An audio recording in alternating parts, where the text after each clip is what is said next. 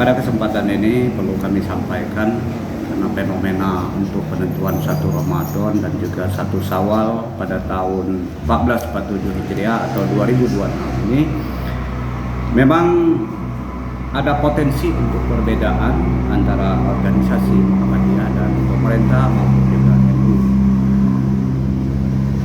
Setelah 2 bulan tahun 2026 ini memang diperkirakan di pertengahan Februari itu adalah untuk menentukan kapan jatuhnya tanggal 1 Ramadan 1447 Hijriah. Nah, apakah tahun ini akan ada perbedaan antara Muhammadiyah dan pemerintah? Nah, sebagaimana kita ketahui bahwa Indonesia ini kan negara yang populasi muslimnya itu terbesar di dunia.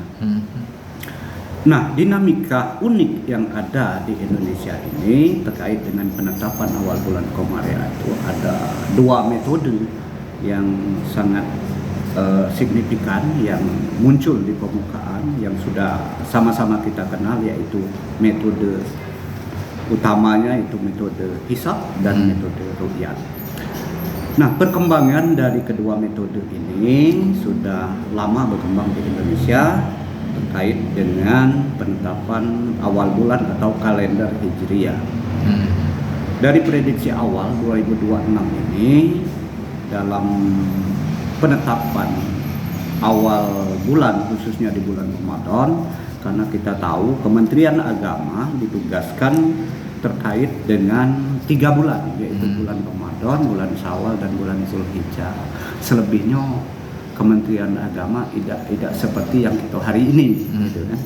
Dia khusus yang 3 bulan itu, yang lainnya diserahkan pada tim-tim ataupun di daerah masing-masing, di provinsi masing-masing terkait dengan penentuan itu. Walaupun setiap bulan dari tim BHR maupun Kementerian Agama tetap melakukan ru'yatul hilal terkait awal bulan.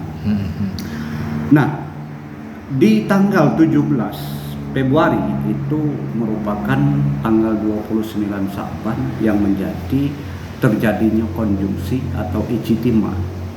Nah, terjadinya ijtimah ini merupakan akhir dari bulan yang berjalan untuk menentukan awal bulan baru, bulan berikutnya. Nah, terkait itu tentunya dari ahli falak akademis maupun dari tim-tim ulama juga di pondok-pondok pesantren dan semua yang penggiat dari ilmu falak akan melaksanakan ru'yatul hilal dan juga hisab. Ini melakukan penghitungan sehingga akan diperkirakan kapan jatuhnya 1 Ramadan. Ini dilaksanakan isbat itu biasanya di sore hari tanggal 17 itu, karena kita itu ada 3 waktu Indonesia bagian barat, waktu Indonesia bagian tengah, dan waktu Indonesia bagian timur. Sehingga waktu-waktu ini akan menjadi selisih jam. Mungkin di timur itu lebih duluan, di tengah pertengahan, dan di barat yang terakhir. Sehingga pada pukul 4 biasanya persiapan untuk sidang isbat itu di pusat sudah disiapkan segala macam ini, sehingga nanti pada saat laporan dari tim pemantau hilal, itu tim hisab ru'yatul hilal, akan melaporkan melihat tidaknya hilal itu pada jam-jam di mana terbenamnya, kapan terbenamnya matahari. Pada saat itu yang duluan melaporkan adalah di bagian Indonesia Timur, selanjutnya diiringi wilayah Indonesia Tengah, baru kemudian di wilayah Barat. Sehingga kadang-kadang penetapan atau keputusan dari sidang isbat itu nunggu selesai dari 3 wilayah ini. Kadang-kadang kita amun yang ngomongnya itu kan, padahal kita Indonesia ini terbagi dari 3 waktu. Nah, versi Muhammadiyah ini tentunya menetapkan kalender ini yang sebagaimana kami ketahui itu jauh-jauh hari dia sudah menetapkan. Mengapa? Karena dia menggunakan sistem itu metode hisab hakiki, yaitu wujudul hilal. Wujudul hilal ini adalah berdasarkan hasil dari perhitungan tarji Muhammadiyah atau juga kalau di NU itu lajnah falakiyah, kalau di Muhammadiyah itu tarji Muhammadiyah. Mereka melakukan perhitungan itu berdasarkan data astronomis. Nah, yang menjadi patokan mereka itu adalah kriteria antara lain satu, telah terjadi ijtima atau terjadinya konjungsi. Kemudian yang kedua, ijtima itu terjadi sebelum matahari terbenam, gitu kan? Jadi ijtima terjadi sebelum matahari terbenam. Artinya matahari, bumi, bulan segaris, gitu kan? Jadi ada permulaan akhir dan permulaan awal, gitu ya.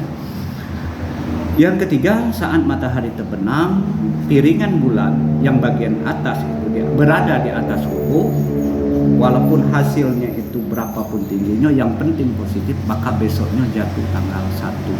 Itu kriteria wujudul hilal.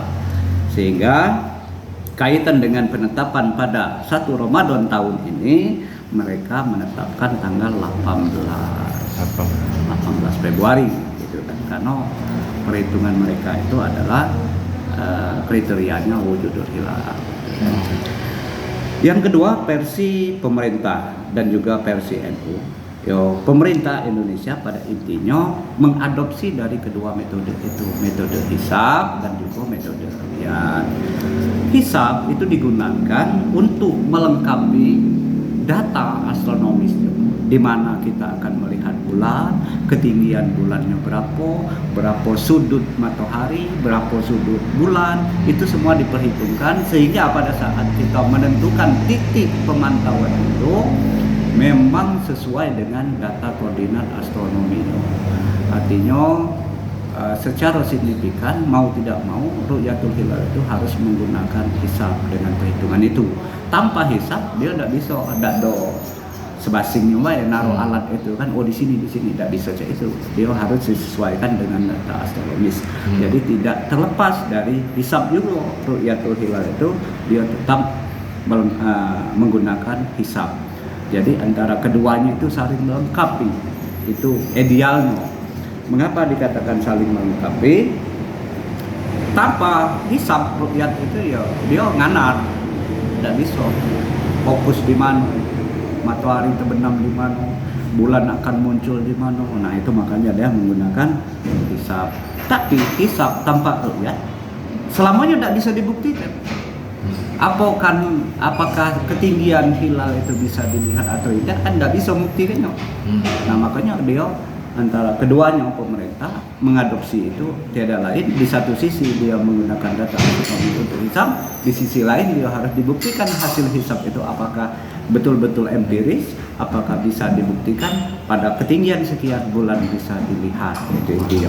Nah kriterianya itu kalau pemerintah menggunakan neo mabim, yaitu tinggi hilal lebih dari 3 derajat, elongasi jarak sudut matahari dan bulan itu 6,4 derajat, dan yang ketiga, jika saat pemantauan hilal atau ru'yatul hilal itu posisi bulan sudah di atas ufuk tapi tingginya masih di bawah 3 derajat, maka pemerintah akan memutuskan untuk menggenapkan atau mengistiqmalkan bulan dan berjalan atau bulan Sa'ban, kan kalau untuk 1 Ramadan. Jadi bulan Sa'ban digenapkan 30. Maka pemerintah nantinya setelah keputusan dari sidang isbat itu, kalau ternyata pada tanggal 17 itu bulan tidak nampak dan juga ketinggiannya di bawah 3 derajat, maka kemungkinan besar akan diistiqmal atau digenapkan 30 hari